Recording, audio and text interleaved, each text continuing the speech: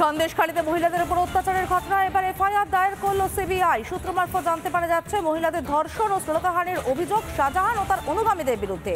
সেই অভিযোগের ভিত্তিতেই এফআইআর করেছে সিবিআই। আরও একবার জানিয়ে রাখতে চাইব, সন্দেশখালীতে মহিলাদের উপর অত্যাচার, এই অভিযোগে এফআইআর দায়ের করল সিবিআই। বিস্তারিত জানবো আমাদের প্রতিনিধি অর্ণবের কাছ থেকে। অর্ণব, কি জানতে পারা যাচ্ছে এখনো এই এফআইআর নিয়ে?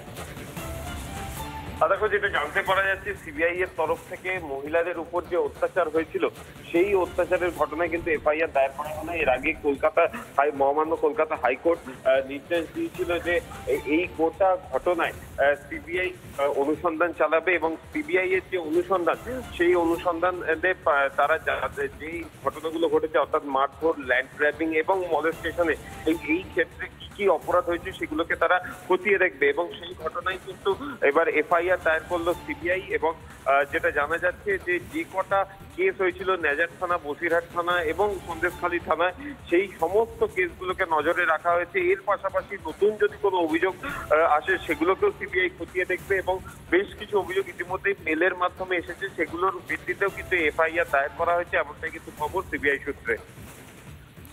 ধন্যবাদ অর্ণব।